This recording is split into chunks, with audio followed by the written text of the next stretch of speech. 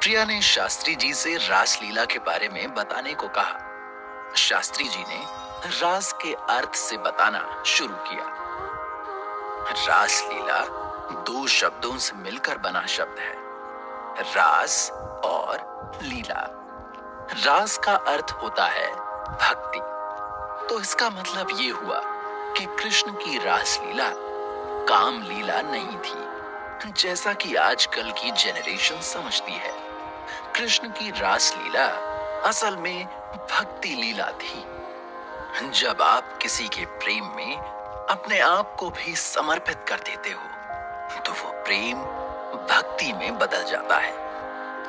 उसमें देह के प्रति कोई आकर्षण ही नहीं बचता, बल्कि देह और आत्मा के बीच का भी फर्क मिट जाता है।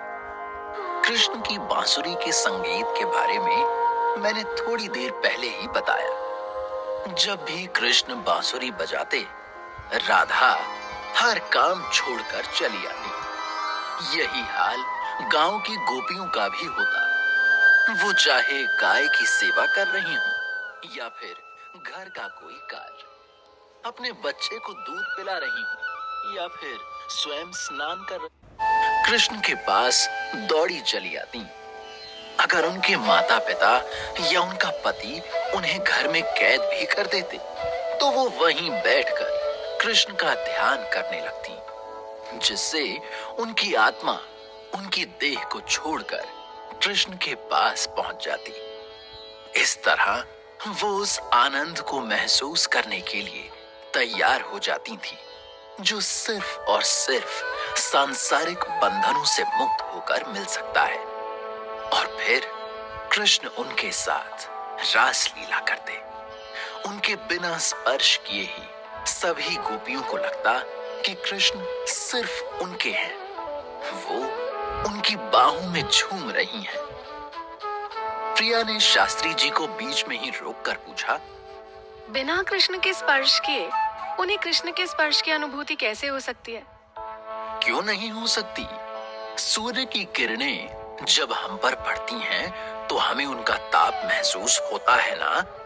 लेकिन इसका मतलब ये नहीं कि सूर्य ने हमें प्रत्यक्ष रूप से छुआ है। सिर्फ उसकी ऊर्जा का ताप ही हमारे जीवन के लिए काफी होता है।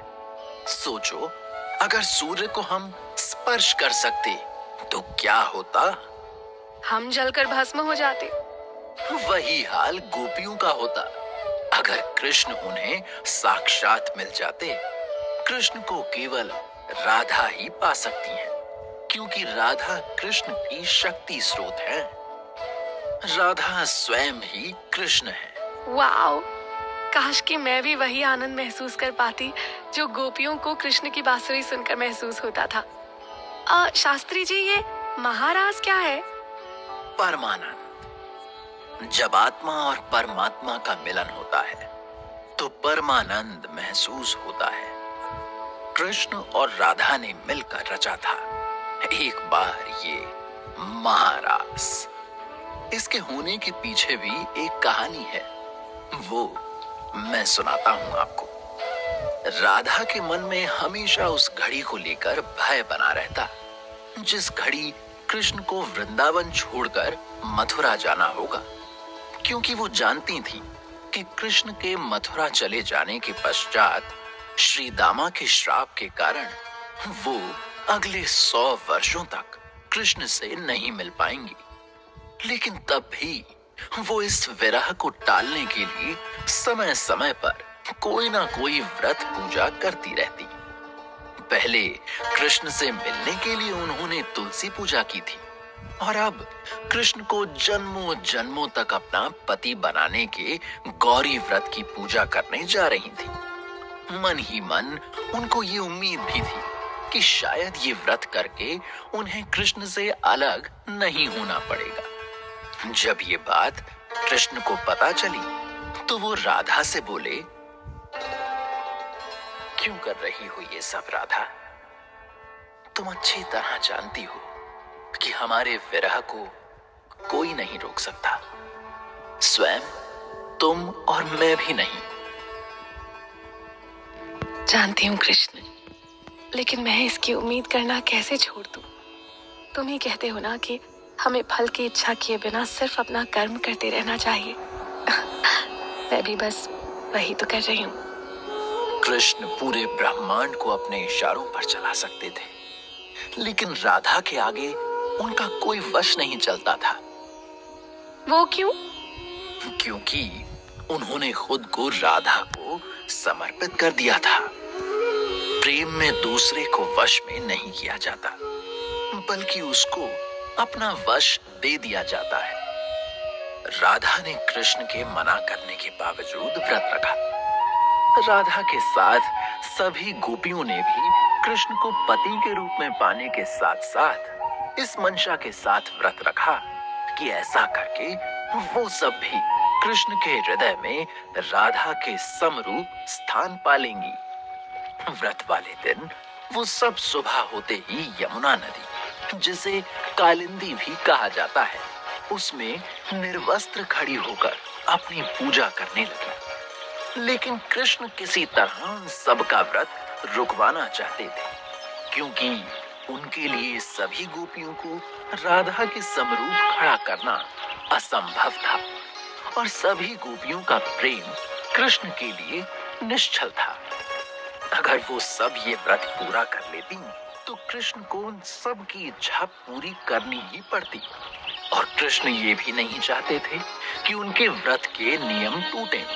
इसलिए वो सबके वस्त्र चुराकर कदम्ब के एक पेड़ पर चढ़ गए और राधा सहित सभी गोपियों से कहा, तुम सबको अगर अपने वस्त्र चाहिए तो पानी से बाहर आकर मुझसे ले लो।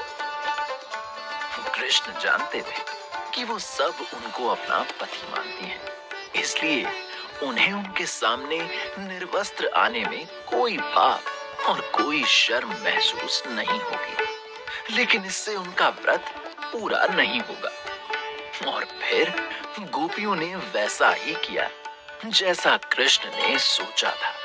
सभी अपने वस्त्र लेने कृष्ण के पास चली आईं, सिवाय राधा के। राधा ने कृष्ण पर ध्यान दिए बिना अपनी पूजा जारी रखी। उनकी पूजा से खुश होकर माँ गौरी ने उन्हें अपने दर्शन दिए और उनसे कहा, राधा, तुम तो पहले से ही कृष्ण की जीवन संगिनी हो। तुम्हें तो ये व्रत रखने की कोई आवश्यकता ही नहीं थी। तुम जिस उद्देश्य से इस पृथ्वी पर आई हो, वो तुम्हें पूरा करना ही होगा। राधा थोड़ी मायूस तो हुई, लेकिन उन्हें इस बात की प्रसन्नता थी कि उन्होंने कृष्ण के लिए ये व्रत पूरा किया। व्रत पूरा हो जाने के पश्चात सभी गोपियां कृष्ण से उनको पाने की जिद करने लगी। तब कृष्ण ने उनसे कहा कि वो सब आने वाली पूर्णिमा के दिन उनको पा लेंगी। ये सुनकर प्रिया चौंक गई और उसने शास्त्री जी से पूछा, ये कैसे संभव हो सकता था? जहाँ कृष्ण और राधा हों, वहाँ सब कुछ संभव है। सभी गोपियों की इच्छा पूरी करने के लिए कृष्ण और राधा ने शरद पूर्णिमा के दिन महारास रचा। इसके लिए उन्होंने देवी योग माया की भी सहायता ली। उस दिन शरद पूर्णिमा की रात थी। चांद अपने पूरे आकार में था। उसकी चांदनी में रंग कर यमुना और पूरा वृंदावन स्थान से कम नजर नहीं आ रहे थे। फूलों की खुशबू ने पूरे वातावरण को मंदिर में जलती अगरबत्तियों सा महका रखा था। समय होते ही कृष्ण ने एक पेड़ के नीचे बैठकर अपनी बांसुरी बजाना शुरू कर दिया, जिसे सुनकर सबसे पहले राधा खिंची चली आई। उनके बाद एक एक करके ब्रज की सारी गोपियां राधा और कृष्ण के सम्मुख खड़ी थीं। जैसे सौर मंडल में पृथ्वी सहित सारे ग्रह सूर्य का चक्कर लगाते हैं, जैसे परवाना शमा के चारों ओर मंडराता है, जैसे भंवरे फूल का रस पाने की चाहत में फूल से दूर ही नहीं जा पाते, वैसे ही सारी गोपियां राधा और कृष्ण के चारों ओर घूम घूम कर नाचने लगी। कुछ ने कृष्ण की बांसुरी के धुन के साथ ढोल की ताल मिलानी शुरू कर दी, तो कुछ ने अपनी तालियों की थाप से, किसी के हाथ में एक तारा था तो किसी के हाथ में बांसुरी। फिर जैसे ही कृष्ण ने हवा में एक बार अपनी बांसुरी घुमाई, वैसे ही एक चमत्कार हुआ। हर एक गोपी के पास अपना एक कृष्ण था और हर गोपी का चेहरा राधा जैसा हो गया। योग माया की मदद से कृष्ण ने सबको अपना एक कृष्ण दे दिया था और हर गोपी कृष्ण की राधा बन गई थी। फिर वो सब जोड़े में एक दूसरे की कमर में हाथ डालकर नृत्य करने लगे। अपनी रंग बिरंगे लहंगे चुनरी में नाचती सभी गोपियां आसमान में टिमटिमाते तारों की तरह नजर आ रही थीं। ऊपर आकाश में भी सभी देव देवता इस महारास के उत्सव का आनंद ले रहे थे। कृष्ण भी राधा के पास आकर बोले, राधा, तुम मेरे साथ नृत्य नहीं करोगी?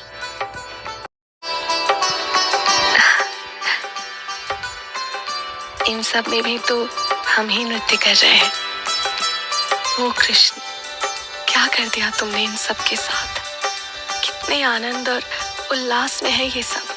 कोई नशा नहीं किया इन्होंने, लेकिन फिर भी इन्हें अपना कोई होश ही नहीं। कितना सुंदर है इन सबको यूं देखना। ये परम आनंद है राधा। इस समय ये अपने कृष्ण अपने प्रेम के साथ है। प्रेम ही परमात्मा है। अपने प्रेम के साथ होने के लिए ये सब लाज, शर्म, मान, मर्यादा सब छोड़ कर आ गई। ना इस समय इन्हें किसी बात का डर है और ना ही कोई दुख।